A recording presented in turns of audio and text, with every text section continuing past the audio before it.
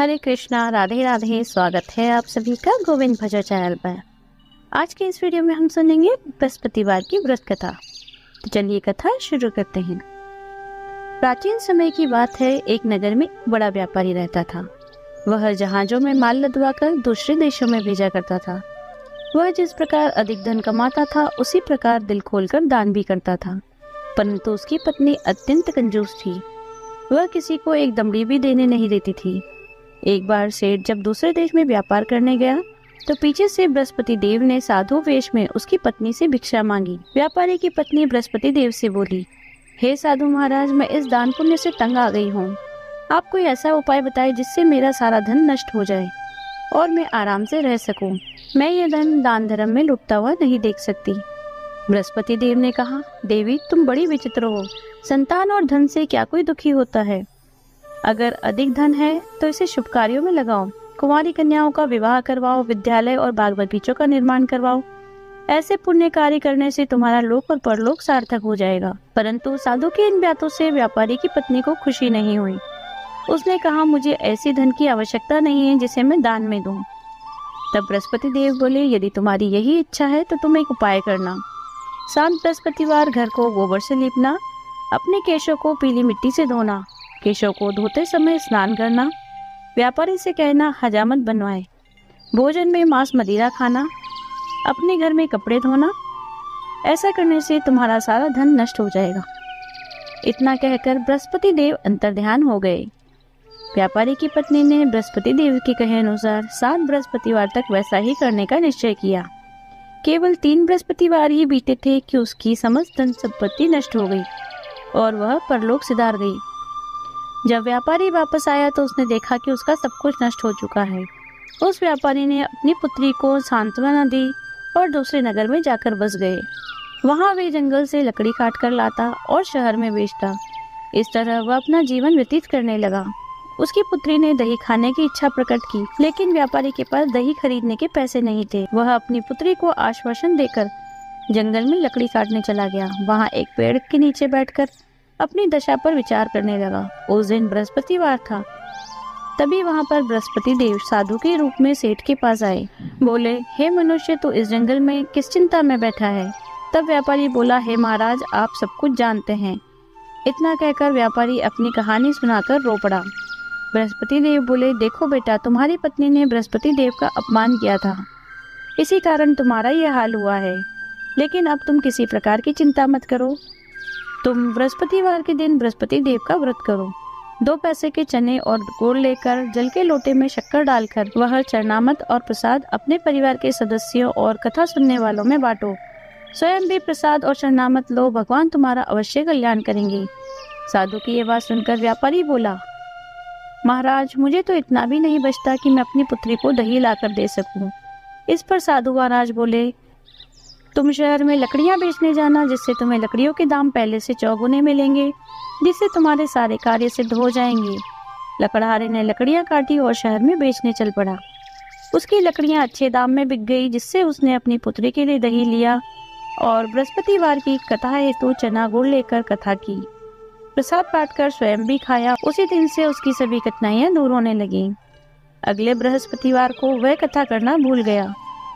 अगले दिन वहां के राजा ने एक बड़े यज्ञ का आयोजन कर पूरे नगर के लोगों को भोजन के लिए आमंत्रित किया।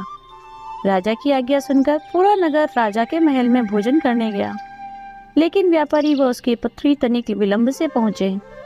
अतः उन दोनों को राजा ने महल में ले जाकर भोजन करवाया। जब दोनों लौटकर आने लगे तब रानी ने देखा कि उसका खूंटी पर टंगा हार गायब है। रानी को व्यापारी और उसकी पुत्री पर संदेह हुआ कि हार उन्होंने ही चुराया है। राजा की आज्ञा से उन दोनों को कारावास की कोठरी में डाल दिया गया। दोनों अत्यंत दुखी हुए। वहां उन्होंने बृहस्पति देवता का स्मरण किया। बृहस्पति देव ने वहां प्रकट होकर व्यापारी को उसकी भूल से अवगत करवाया। उन्हें सलाह दी कि बृहस्पतिवार के दिन कैद खाने के दरवाजे पर 2 पैसे मिलेंगे।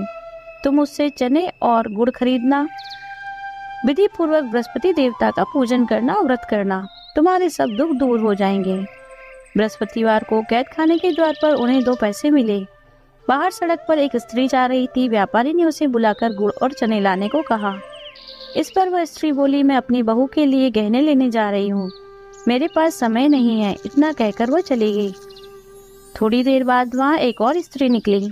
व्यापारी ने उसे बुलाकर कहा, हे बहन, मुझे बृहस्पतिवार की कथा करनी है, तुम मुझे 2 पैसे का गुड़ और चना ला दो। बृहस्पति देव का नाम सुनकर वह स्त्री बोली, भाई मैं तुम्हें अभी गुड़ चना ला कर देती हूँ। वैसे तो मेरा इकलौता पुत्र मर गया है, मैं उसके लिए कफन लेने जा रही थी, लेकिन मैं पहले तुम्हारा काम करूंगी। वह स्त्री बाजार से व्यापारी के लिए गुड़ चना लेकर आई, स्वयं भी बृहस्पति देव की कथा सुनी। कथा समाप्त होने के बाद वह बाजार से अपने पुत्र के लिए कफन लेने गई। घर पर लोग उसके पुत्र की लाश को शमशान ले जाने की तैयारी कर रहे थे। स्त्री बोली, मुझे अपने लड़के का मुख देख लेने दो। अपने पुत्र का मुख देखकर उस स्त्री ने उसके मुख में प्रसाद और चरणामृत डाला। प्रसाद और चरणामृत के प्रभाव से वह पुनर्जीवित हो गया। पहली स्त्री जिसने बृहस्पति देव का निरादर किया था, जब वह अपने पुत्र के विवाह हेतु वधू के लिए गहने लेकर लौटी, जैसे ही उसका पुत्र घोड़ी पर बैठा, वैसे ही घोड़ी ने ऐसी उछाल मारी कि वह घोड़े से गिरकर मर गया। यह देखकर स्त्री रो रो कर बृहस्पति देव से क्षमा याचना करने लगी। स्त्री की याचना से बृहस्पति देव साधु के वेश में वहां पहुंचकर कहने लगे, देवी, तुम्हें अधिक विलाप करने की आवश्यकता नहीं है। यह बृहस्पति देव का निरादर करने के कारण हुआ है। तुम वापस जाकर मेरे भक्त से क्षमा मांगकर कथा सुनो, तभी तुम्हारी मनोकामना पूरी होगी। जेल में जाकर उस स्त्री ने व्यापारी से माफी मांगी और कथा सुनी। कथा के उपरांत वह प्रसाद और चरणामृत लेकर अपने घर वापस आ गई। घर आकर उसने चरणामृत अपने पुत्र के मुख में डाला। चरणामृत और प्रसाद के प्रभाव से उसका पुत्र भी जीवित हो गया। उसी रात बृहस्पति देव राजा के सपने में आए और बोले, हे राजन, तूने जिस व्यापारी को और उसकी पुत्री को जेल में रखा है वह निर्दोष है। तुम्हारी रानी का हार वहीं खूंटी पर टंगा है। सुबह हुई तो राजा रानी ने हार खूंटी पर लटका देखा। राजा ने उस व्यापारी और उसकी पुत्री को कैद से मुक्त कर दिया, उन्हें बहुत सा धन देकर विदा किया। उसकी पुत्री का विवाह भी ऊंचे कुल में करवा दिया, दहेज में हीरे जवाहरात दिए। इस तरह जो कोई भी मनुष्य बृहस्पति देव की कथा करता है, उनका पूजन करता है, भगवान बृहस्पति देव उनकी सभी मनोकामनाएं पूर्ण करते हैं। हे बृहस्पति देव, इस कहानी को कहने वाले, सुनने वाले, होकारा भरने वाले सभी की मनोकामनाएं पूर्ण करना। बोलिए बृहस्पति देव की जय। यदि आपको वीडियो अच्छी लगी हो तो लाइक कीजिए, शेयर कीजिए, कमेंट कीजिए। यदि आप चैनल पर नए हैं तो चैनल को सब्सक्राइब कीजिए, बेल आइकन को प्रेस कर दीजिए, जिससे नए वीडियोस की नोटिफिकेशन आपको तुरंत मिल जाए। मिलते हैं अगले वीडियो में। हरे कृष्णा, राधे राधे।